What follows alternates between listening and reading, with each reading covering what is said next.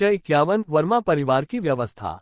राजीव से मिलने के बाद रुद्र सीधा वर्मा परिवार चला गया, जहां पूरा वर्मा परिवार रुद्र का इंतजार कर रहा था। कनिका और समर कुर्सी पर बैठे हुए थे और वही अंगद हॉल के अंदर चक्कर काट रहा था।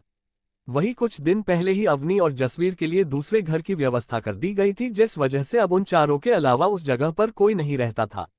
रुद्र को देखते ही वे तीनों रुद्र के पास इकट्ठा हो गए, जहां कनिका ने अपनी बेचैनी को दूर करते हुए कहा, क्या हुआ रुद्र, क्या तुमने राज परिवार का सदस्य बनने के लिए हाँ कर दी?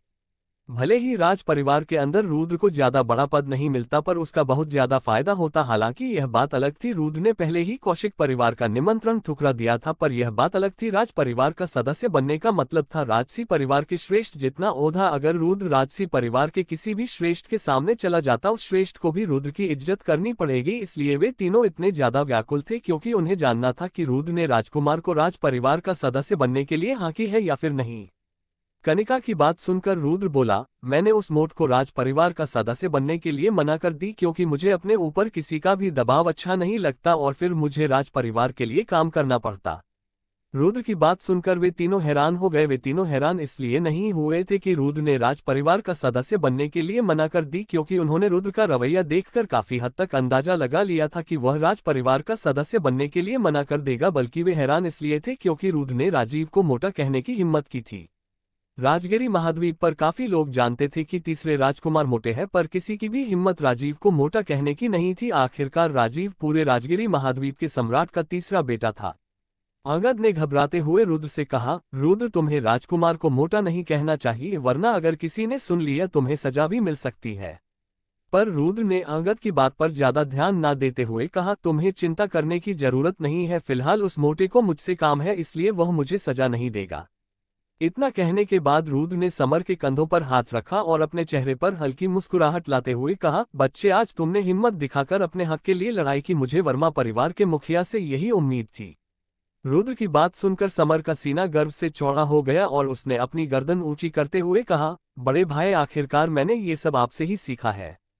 समर की बात सुनकर सभी के चेहरे पर मुस्कुराहट आ गई, क्योंकि समर अभी भी रुद्र की तरह ही बात कर रहा था।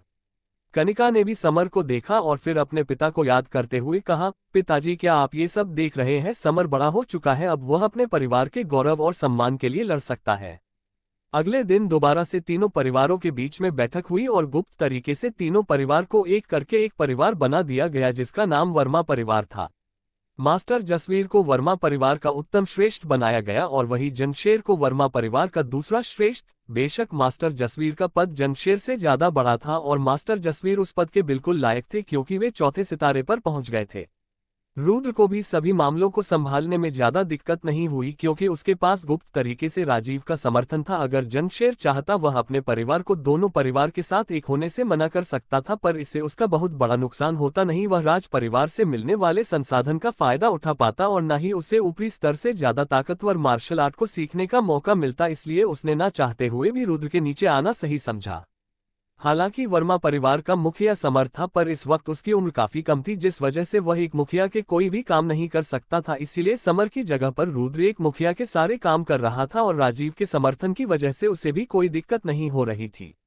अंगद को सभी सिपाहियों का मुखिया बनाया गया था, जहां उसके संरक्षण में कुमार परिवार के सभी सिपाही आते थे। वही अवनी को सोम पर्वत के सभी लुटेरों का मुखिया बनाया गया था, जहां अवनी का काम अपने सभी साथियों के साथ जासूसी करने का था।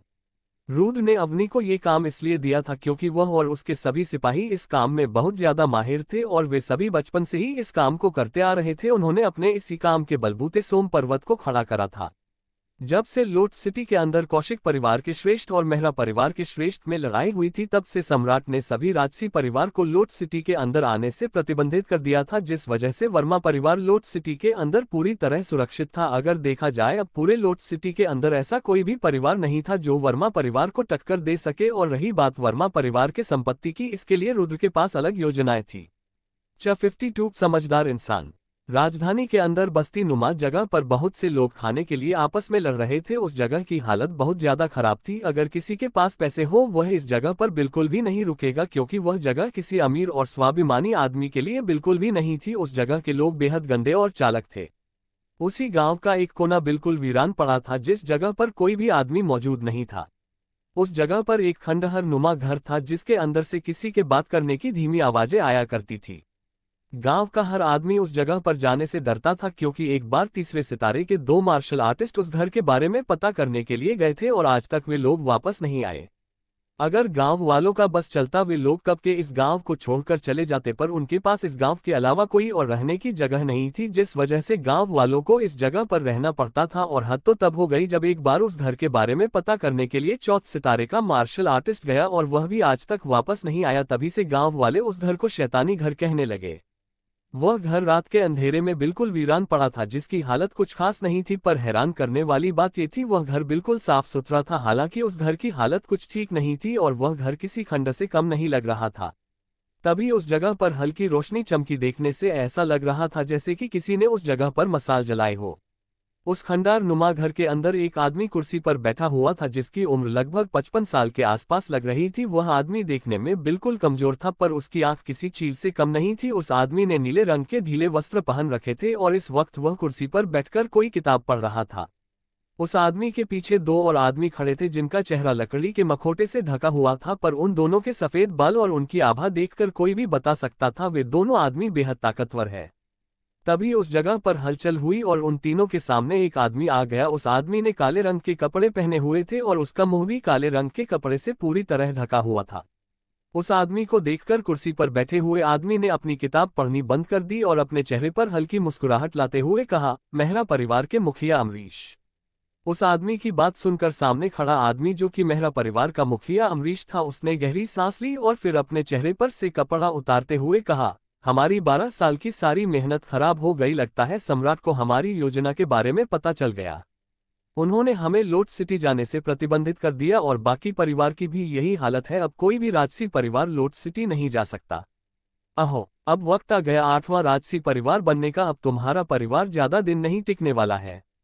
उस आदमी की इस बात ने अमरीश को बहुत ज्यादा गुस्सा दिला दिया और उसने गुस्से में अपने दांत पीस लिए। वह आदमी बिल्कुल शांत था, पर उसका हर शब्द तिरस्कार से भरा हुआ था। मैंने तुमको एक काम दिया था और तुम्हारे राजसी परिवार से वह काम भी नहीं हुआ। क्या तुम्हारा राजसी परिवार 3 छोटे परिवारों को रास्ते से हटाने में सक्षम नहीं है, या फिर तुम्हारा परिवार का अंत नजदीक है? अपने परिवार के खत्म होने के बारे में सुनकर अमरीश को बहुत ज्यादा गुस्सा आ गया और उसने गुस्से में अपनी एनर्जी को बाहर निकाला। हालांकि अमरीश 5वें सितारे पर नहीं था, पर वह 5वें सितारे के नजदीक था।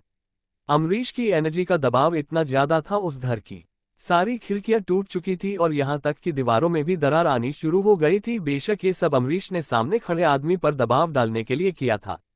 अमरीश ने गुस्से में कहा, युग अरोड़ा, तुमने ही मुझे 1200 साल पहली योजना के बारे में बताया था और तुमने ही मुझे बताया था कि सम्राट 8वां राजसी परिवार बनाना चाहते हैं और 12 साल तक सारी योजना के फैसले तुमने ही लिए थे। फिर तुम ऐसा कैसे कह सकते हो? सामने खड़ा आदमी और कोई नहीं बल्कि पूरे राजगिरी महाद्वीप के 4 उत्तम श्रेष्ठ का मुखिया अधिपति युग था। अमरीश ने अपनी एनर्जी का दबाव और भी ज्यादा बढ़ा दिया ताकि अधिपति युग को सबक मिल सके, पर जैसे ही अमरीश की एनर्जी का दबाव अधिपति युग तक पहुंच पाता, तभी अधिपति युग के पीछे खड़े एक आदमी में हलचल हुई और उसने बिजली की स्पीड से अमरीश के पास जाकर उसके पेट में मुक्का झड़ दिया और फिर दोबारा से आकर अधिपति युग के पीछे आकर खड़ा हो गया। वह मुक्का इतना ज्यादा ताकतवर था, अमरीश का चेहरा पीला पड़ गया और उसने खून की उल्टी की। वहीं दूसरी तरफ अधिपति युग अपनी कुर्सी पर ऐसे बैठे हुआ था जैसे कि कुछ हुआ ही नहीं हो, पर उसके चेहरे पर हल्की मुस्कुराहट अभी भी बेकरार थी। अमरीश ने उन दोनों आदमियों को ध्यान से देखा और तभी उसे कुछ याद आया, मैं गलत नहीं हूं, ये दोनों जरूर वही जुड़वा भाई होंगे। अमरीश की बात सुनकर युग की मुस्कुराहट और भी ज्यादा बड़ी हो गई और उसने अमरीश से कहा, इन दोनों मास्टर को पिछले 100 साल से नहीं देखा गया था, पर मैं हैरान हूं फिर भी तुमने इन दोनों को पहचान लिया। अमरीश ने अपने गुस्से पर नियंत्रण किया और फिर खड़े होने के बाद कहा, तुम सच में पूरे महाद्वीप के सबसे समझदार इंसान हो। जो काम कोई भी नहीं कर पाया वह काम तुमने कर दिया। मैंने कभी नहीं सोचा था ये दोनों मास्टर अपना पहाड़ छोड़कर कभी बाहर भी आएंगे। अब इन दोनों मास्टर के मिल जाने से तुम बड़े आराम से मास्टर जगत का सामना कर सकते हो। अमरीश की बात सुनकर युग बोला, आप मेरी कुछ ज्यादा ही तारीफ कर रहे हैं, मैं इस तारीफ के बिल्कुल भी लायक नहीं हूं। फिलहाल मेरी ताकत इतनी भी नहीं है जो मैं राज परिवार का सामना कर पाऊं। युग की बात सुनकर अमरीश ने अपने आप से कहा, ये जितना ज्यादा विनम्र है उससे कई अधिक अहंकारी भी। अमरीश बोला, अधिपति युग, मैं देख सकता हूं पूरे महाद्वीप पर आपसे ज्यादा ताकतवर इंसान कोई भी नहीं, यहां तक कि राज परिवार भी नहीं। मैं देख सकता हूँ तुम उन तीनों परिवार से क्यों नहीं जीत पाए। इस दुनिया के अंदर ताकत ही सब कुछ नहीं है, और मैं तुमको बता दूं पूरे महाद्वीप के अंदर मैं सबसे ज्यादा समझदार नहीं हूँ। युग ने खड़े होने के बाद कहा। इधर युग की बात सुनकर अमरीश बहुत ज्यादा हैरान हो गया, क्योंकि पूरे महाद्वीप का सबसे समझदार व्यक्ति यह कह रहा था कि मैं सबसे ज्यादा समझदार नहीं हूँ। हैरान अमरीश ने युग से पूछा, अगर आप नहीं फिर कौन? जिस पर युग बोला, और कौन, मेरे ऊपर वाला। अमरीश युग की इस बात को समझ गया। उसने तुरंत कहा, क्या तुम उस बेवकूफ सम्राट की बात कर रहे हो? सभी राजसी परिवार जानते हैं तुमसे ज्यादा समझदार इंसान पूरे महाद्वीप पर कोई भी नहीं है, और तुम उस बूढ़े सम्राट को सबसे ज्यादा समझदार इंसान कह रहे हो। अमरीश की बात सुनकर युग हंसने लगा और उसने कहा, मैं 40 साल से राज परिवार के लिए काम कर रहा हूं, और मुझे आज तक पता नहीं चला कि सम्राट के दिमाग में क्या चल रहा है। हालांकि मेरे लिए किसी भी इंसान को देखकर उसके दिमाग को पढ़ना बहुत ज्यादा आसान है, पर मैं आज तक सम्राट को नहीं समझ पाया। इतना कहने के बाद युग ने अमरीश की ओर देखा और फिर आगे कहा, अमरीश मेहरा, तुम वापस चले जाओ, और हाँ, कोई भी गड़बड़ मत करना, वरना सम्राट तुमको कहीं का भी नहीं छोड़ेंगे। युग की बात सुनकर अमरीश कुछ कहना चाहता था, पर जब उसने युग की ठंडी आंखों में देखा वह रुक गया। अमरीश ने युग के साथ हाथ मिलाया और फिर वहां से चला गया। अमरीश के जाने के बाद युग ने ठंडी हवा को महसूस करते हुए अपने आप से कहा, सम्राट तुम्हारी योजनाएं क्या है? तुम करना क्या चाहते हो? 53 मैं जा रहा हूँ। 2 महीने बाद पूरा वर्मा परिवार कौशिक परिवार को छोड़कर सोम पर्वत पर रहने के लिए चला गया। सोम पर्वत भी लोट सिटी के अंदर आता था, हालांकि आसपास जंगल होने के कारण उस जगह पर कोई जल्दी से आता नहीं था। जब से सम्राट ने राजसी परिवार को लोट सिटी के अंदर प्रतिबंधित किया था, यशवंत को भी अपने सभी लोगों के साथ लोट सिटी छोड़कर जाना पड़ा था। अगर देखा जाए, अब पूरे लोट सिटी के अंदर कोई भी परिवार ऐसा नहीं था जिनकी ताकत वर्मा परिवार जितनी हो। लोट सिटी ज्यादा बड़ा शहर नहीं था, जिस वजह से उस जगह पर निचले स्तर का ही परिवार रहता था। कुमार परिवार ही एक ऐसा परिवार था जिनकी ताकत मध्य स्तर के परिवार जितनी थी, और कुमार परिवार को छोड़कर कौशिक परिवार ही ऐसा था जो पूरी सिटी पर राज करने के लिए लायक था। पर कौशिक परिवार सिटी के मामलों में अपनी दखल अंदाजी नहीं करता था, पर सम्राट के आदेश की वजह से उन लोगों को भी अपने मुख्य परिवार में जाना पड़ा। कौशिक परिवार का मुख्य परिवार दूसरी जगह पर रहता था, और लोट सिटी के अंदर मुख्य कौशिक परिवार की शाखा थी। इस वक्त रुद्र सोम पर्वत के पिछले वाले जंगल के अंदर था, और उसके सामने 1 मीटर गहरे और आधे मीटर चौड़े गड्ढे के अंदर खून पड़ा हुआ था। उस लाल खून के अंदर बुलबुले उठे, जिसे देखकर रुद्र के चेहरे पर मुस्कुराहट आ गई।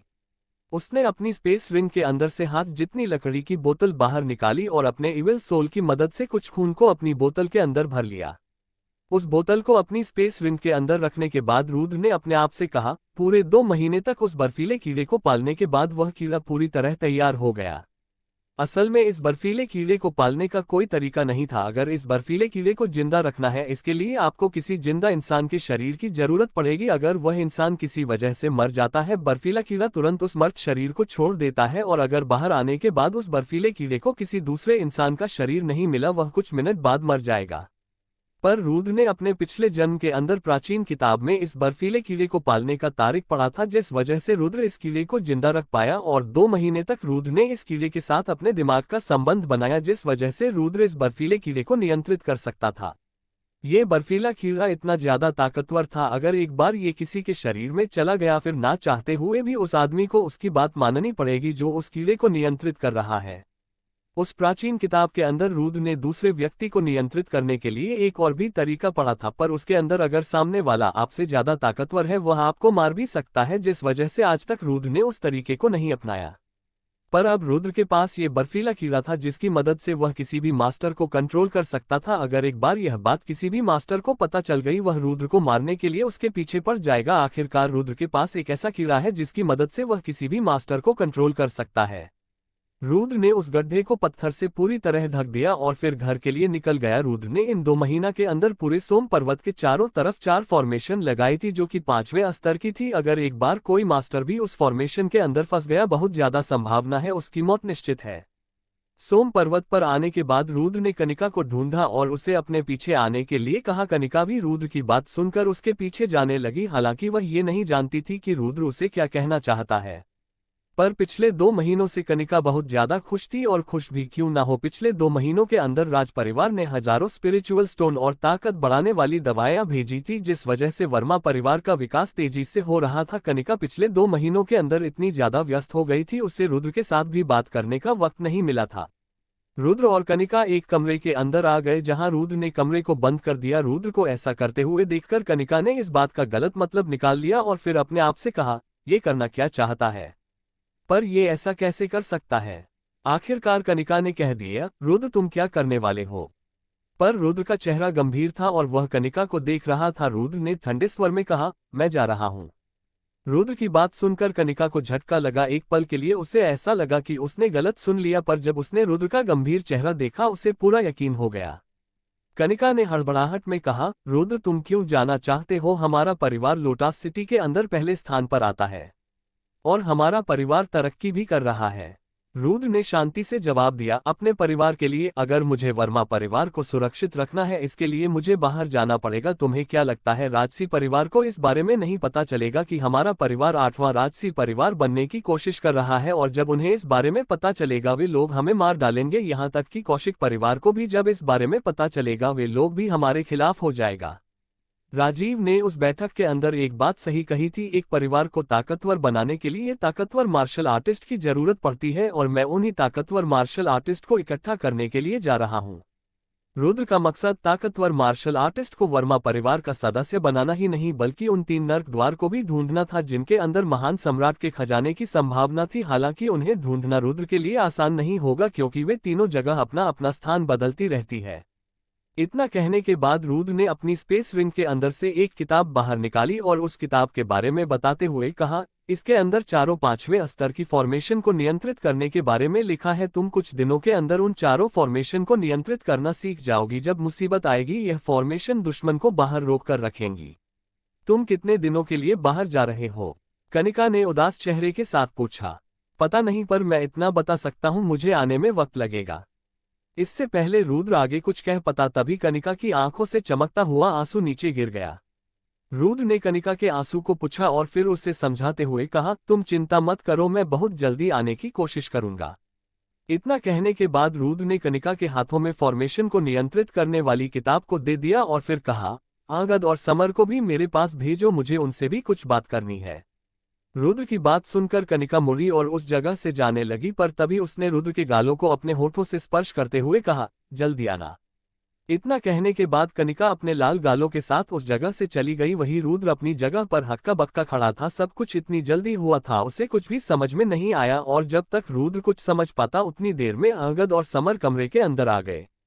उन दोनों को भी पता चल गया था कि रुद्र बहुत जल्दी यहाँ से जाने वाला है, इसलिए उन दोनों के मुंह भी लटके हुए थे। रुद्र ने समर के कंधों पर हाथ रखा और फिर उससे कहा, तुम वर्मा परिवार के आखिरी मर्द हो। आगे आने वाले समय में तुम्हारी बहन तुम्हारे ऊपर निर्भर होगी और उस दिन के लिए तुम्हें ताकतवर बनना पड़ेगा।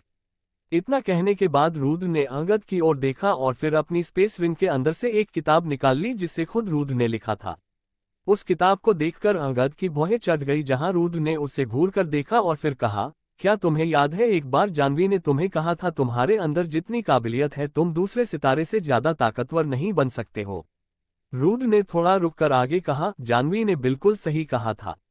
रुद्र की बात सुनकर अंगद का चेहरा पीला पड़ गया और उसका शरीर कांप उठा। रुद्र बोला, पर मैं उसकी बातों को गलत साबित कर सकता हूं। मेरे हाथ में मध्य स्तर की शैतानी मार्शल आर्ट है। इस मार्शल आर्ट को कोई भी अभ्यास कर सकता है और इस मार्शल आर्ट के अंदर इतनी ज्यादा ताकत है जो तुम्हारी काबिलियत को भी पीछे छोड़कर तुम्हें ताकतवर बना देगी।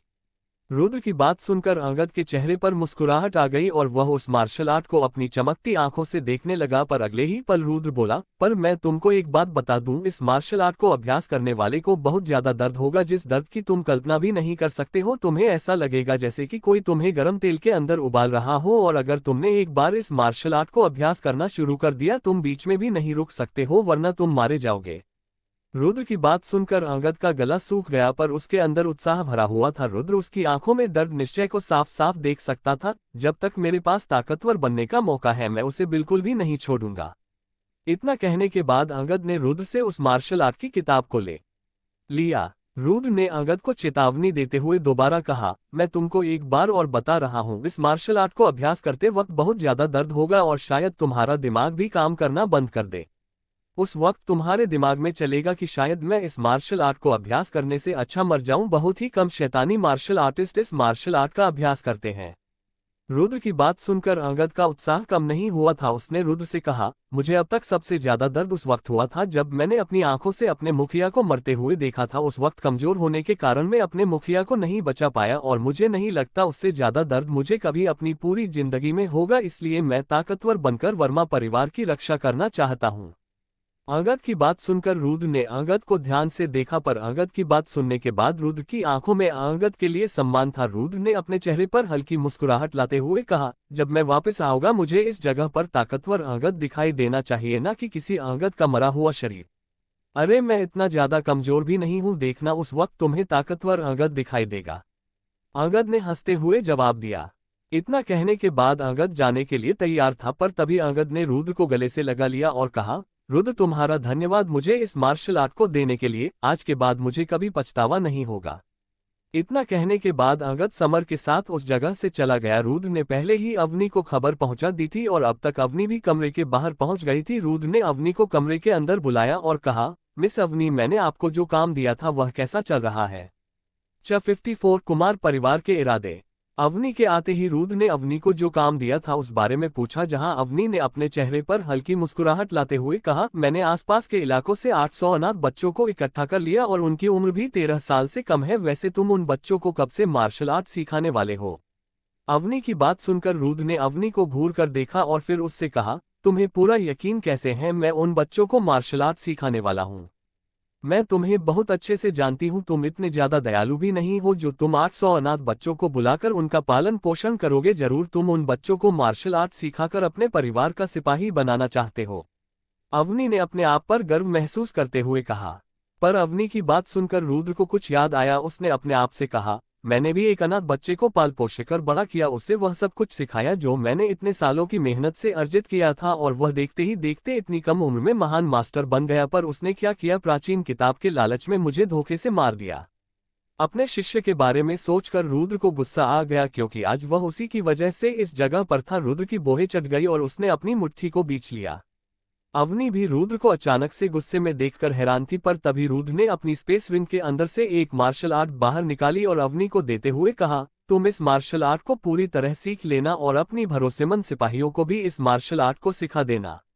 इसकी मदद से तुम्हारी काबिलियत और भी ज्यादा बढ़ जाएगी, फिर तुम गुप्त रूप से वर्मा परिवार की रक्षा कर सकती हो। और मैं चाहता हूं तुम उन 800 बच्चों को मार्शल आर्ट सिखाओ, उनमें से जो सबसे ज्यादा खराब है उन्हें वर्मा परिवार का सिपाही बना देना और जो अच्छे हैं उन्हें अपने पास रखकर वह मार्शल आर्ट सिखा देना और जो सबसे ज्यादा अच्छे हैं उन्हें अंगद के पास भेज देना और उससे कहना इन सभी बच्चों को रुद्र ने भेजा है और इनको भी उसी मार्शल आर्ट का अभ्यास करना है जो तुम्हारे पास है।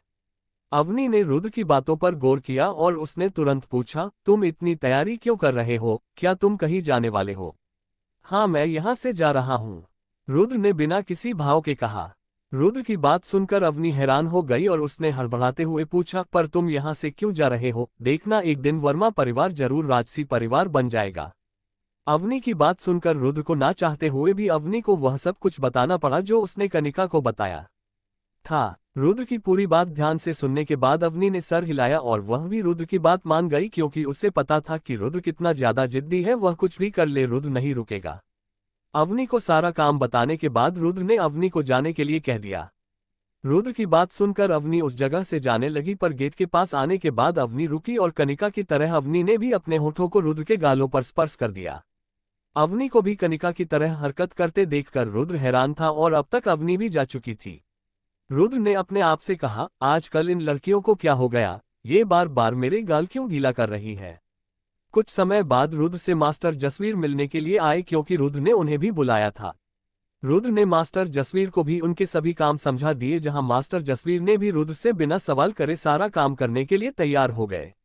मास्टर जसवीर पूरे वर्मा परिवार के सबसे बुजुर्ग आदमी थे और उनकी ताकत भी पूरे वर्मा परिवार में सबसे ज्यादा थी, पर अगर देखा जाए वर्मा परिवार के सभी फैसले रुद्र लेता था और उन्हें भी रुद्र की बात माननी पड़ेगी, चाहे वह उनसे कमजोर ही क्यों ना हो। और वैसे भी रुद्र ने मास्टर जसवीर पर बहुत ज्यादा एहसान किए थे और कहीं ना कहीं कनिका के पिता मास्टर जसवीर की गलती से मारे गए थे, इसीलिए उन्हें इस बात का बहुत ज्यादा पछतावा था और वह अपने सच्चे दिल से वर्मा परिवार की रक्षा करना चाहते थे। वरना चौथे सितारे के मार्शल आर्टिस्ट बहुत ज्यादा घमंडी होते हैं और वे ऐसे ही किसी दूसरे सितारे वाले मार्शल आर्टिस्ट के सामने नहीं झुकेंगे।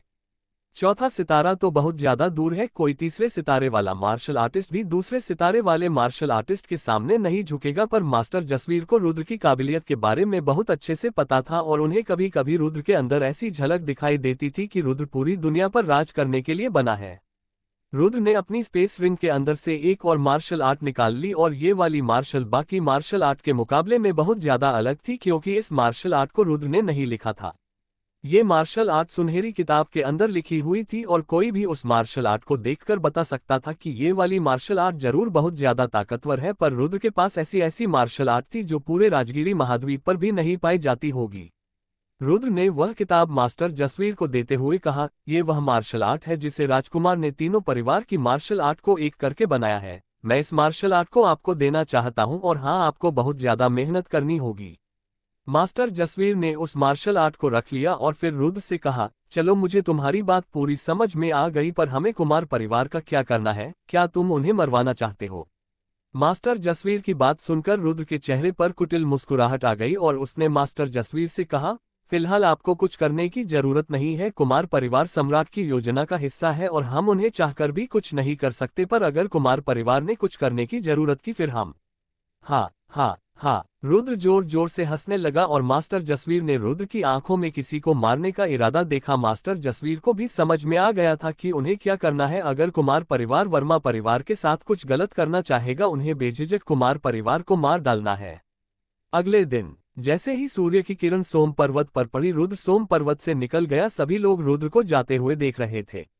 उस जगह पर कुमार परिवार को छोड़कर सभी लोग मौजूद थे। कुछ ही देर के अंदर रुद्र उनकी आंखों से ओझल हो गया। कुमार परिवार का मुखिया जनशेर और उसका बेटा भी झाड़ियों के पीछे छिपकर रुद्र को जाता हुआ देख रहे थे। उनके चेहरे पर शैतानी हंसी थी और कोई बच्चा भी उन्हें देखकर बता सकता था रुद्र को जाते हुए देखकर वे दोनों बहुत ज्यादा खुश है। विवेक बोला, आखिरकार ये कमीना इस जगह से जा रहा है, इसके बिना पूरा वर्मा परिवार बेकार है। अब हम वापस जाकर वर्मा परिवार पर कब्जा कर लेंगे। क्यों, सही कहा ना पिताजी? जनशेर ने जाते हुए रुद्र को देखकर कहा, हाँ मेरे बेटे, इस कमीने ने यहाँ से जाकर बहुत बड़ी गलती की है। जब तक ये वापस आएगा हमारी ताकत पहले से बहुत ज्यादा बढ़ जाएगी। फिलहाल हमारा काम गुप्ता परिवार को रास्ते से हटाना है, क्योंकि वर्मा परिवार पहले से ही कमजोर है और अगर हमने गुप्ता परिवार को रास्ते से हटा दिया फिर हमारी ताकत पहले से बहुत ज्यादा बढ़ जाएगी। इन दोनों को कहाँ पता था कि रुद्र कितना ज्यादा ताकतवर है। अगर वह चाहे रातों रात कुमार परिवार का नामो निशान मिटा सकता था, पर रुद्र के जाने के बाद सच में वर्मा परिवार पहले की तरह तरक्की नहीं कर पाएगा। पर रुद्र ने इतना इंतजाम कर दिया था कि कोई भी आकर वर्मा परिवार को नुकसान नहीं पहुंचा पाएगा। 55 भिखारन लड़की। एक आदमी जिसने अपने पूरे शरीर को काले रंग के चौगे से ढका हुआ था, उस आदमी की आंखें के अलावा कुछ नहीं दिखाई दे रहा था। वह जंगल से बाहर निकला और उसने अपने सामने खुले मैदान को देखा। कुछ दूर चलने के बाद उसे एक बड़ा सा गेट दिखाई दिया जिसके द्वारा सभी लोग अंदर बाहर जा रहे थे। बेशक अंदर एक सिटी थी और उस सिटी के अंदर जाने का रास्ता उस आदमी के सामने था। वह उस बड़े से गेट के सामने पहुंच गया जहां एक सिपाही ने उस आदमी की तरफ देखते हुए कहा, अपना प्रवेश चिन्ह दिखाओ। उस सिपाही की बात सुनकर उस आदमी ने अपनी स्पेस रिंग के अंदर से एक लकड़ी का टुकड़ा बाहर निकाला जिसके ऊपर किसी प्रकार की मोहर लगी हुई थी। उस सिपाही ने मोहर को देखकर आदमी को आगे जाने का इशारा किया और फिर उस जगह पर मौजूद दूसरे आदमियों का प्रवेश चिन्ह देखने लगा। लगभग सभी सिपाहियों से 100 मीटर दूर आने के बाद उस आदमी ने अपने मुंह के ऊपर से कपड़ा उतार और उसके चेहरे पर सूर्य की किरण पड़ी। ये आदमी और कोई नहीं बल्कि रुद्र था। उसने अपने पीछे उन सभी सिपाहियों को दिखा और फिर शैतानी हंसी हंसते हुए कहा, तुम सभी मेरे सामने बेकार हो। रुद्र को वर्मा परिवार छोड़े हुए 1 महीने से भी ज्यादा हो गया और आज वह मून सिटी पहुंच गया। मून सिटी मेहरा परिवार के अंदर आती थी, या फिर हम कह सकते हैं पूरी मून सिटी पर मेहरा परिवार का राज चलता है। जिस तरह लोट सिटी के अंदर कौशिक परिवार का राज चलता था, बिल्कुल इसी तरह मून सिटी के अंदर मेहरा परिवार का राज चलता है। और रुद्र ने अपने आप को इसलिए छुपाया था ताकि कोई उसे पहचान ना सके। रुद्र मून सिटी इसलिए आया था ताकि वह किसी शैतानी जानवर को पकड़ सके और शैतानी जानवर माली पर्वत पर मिलते थे जिसका रास्ता मून सिटी से होकर जाता था, इसलिए रुद्र मून सिटी आया। कोई मार्शल आर्टिस्ट अपनी ताकत को और भी तरीकों से बढ़ा सकता है, जैसे हथियार या फिर किसी प्रकार के खजाने, और बिल्कुल इसी तरह आध्यात्मिक जानवर और शैतानी जानवर से भी कोई मार्शल आर्टिस्ट अपनी ताकत बढ़ा सकता है। जैसे राजेश शैतानी चील की मदद से एक साथ 3 मार्शल आर्टिस्ट को संभालने में सक्षम था, और बिल्कुल इसी तरह मास्टर यशवंत अपने आध्यात्मिक हथियार की वजह से एक साथ 2 मार्शल आर्टिस्ट को संभालने में सक्षम थे। इसलिए किसी प्रकार का हथियार, कोई आध्यात्मिक जानवर या फिर शैतानी जानवर किसी मार्शल आर्टिस्ट की ताकत को बहुत ज्यादा बढ़ा देता है। अगर कोई शैतानी मार्शल आर्टिस्ट अपने लिए किसी जानवर को चुनता है, वह शैतानी जानवर हो जाता है, और अगर कोई आध्यात्मिक मार्शल आर्टिस्ट अपने लिए किसी जानवर को चुनता है, वह आध्यात्मिक जानवर हो जाता है। आध्यात्मिक और शैतानी मार्शल आर्टिस्ट में सिर्फ कुछ ही अंतर होता है। जैसे शैतानी मार्शल आर्टिस्ट के अंदर कोई दया नहीं होती, बल्कि वह बहुत ज्यादा क्रूर और निर्दय होता है, वही आध्यात्मिक मार्शल आर्टिस्ट बहुत ज्यादा शांत होते हैं और उनके तरीके भी इतने ज्यादा क्रूर नहीं होते। वही शैतानी मार्शल आर्टिस्ट अपनी ताकत बढ़ाने के लिए बहुत क्रूर और निर्दय तरीके अपनाते हैं, वही आध्यात्मिक मार्शल आर्टिस्ट अपनी ताकत सामान्य तरीके से बढ़ते हैं। जब सातों राजसी परिवार की स्थापना हुई थी, उस वक्त मून सिटी को मेहरा परिवार ने लिया था, और तभी से अगर किसी को मरली पर्वत पर जाना है, उसे मून सिटी से होकर जाना पड़ेगा, और मून सिटी के अंदर वही मार्शल आर्टिस्ट जा सकता है जिसके पास प्रवेश चिन्ह होगा। और रही बात रुद्र के पास प्रवेश चिन्ह कहाँ से आया, रुद्र के पास एक नहीं बल्कि 2 प्रवेश चिन्ह थे, जो उसे मास्टर राजेश और मास्टर महेश की स्पेस रिंग के अंदर से मिले थे। रुद्र ने आगे चलना प्रारंभ किया। रुद्र इस जगह पर अपने लिए फिनिक्स ढूंढने के लिए आया था जिसकी खासियत बिजली थी, और रुद्र को ऐसे फिनिक्स की तलाश इसलिए थी क्योंकि यशवंत के हिसाब से नरक द्वार के अंदर जाने के लिए उसे बिजली का सामना करना होगा।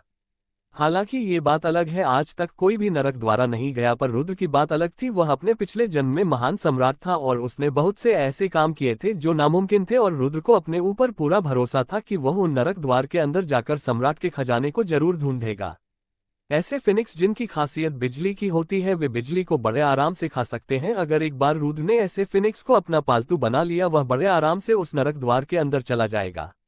अभी रुद्र इसी बारे में सोच रहा था, तभी उसके सीने से कोई चीज टकरा गई। रुद्र अपनी सोच से बाहर आया और उसने अपने सामने देखा। उसके सामने एक भिखारन खड़ी थी जिसका चेहरा रुद्र को साफ नहीं दिखाई दे रहा था। इससे पहले रुद्र उसे कुछ कह पाता, तभी वह लड़की बोली, अरे रुको, चिल्लाओ मत। उस भिखारन की बात सुनकर रुद्र ने उसे घूर कर देखा और उसकी भौहें चढ़ गई। तभी उस अपने सामने से 20 लोगों का एक झुंड आता हुआ दिखाई दिया, जिनमें से अधिकतर लोग दूसरे सितारे पर थे। रुद्र का चौगे उस लड़की को छुपाने के लिए काफी बड़ा था और वह लड़की बेझिझक रुद्र के चौगे में छिप गई।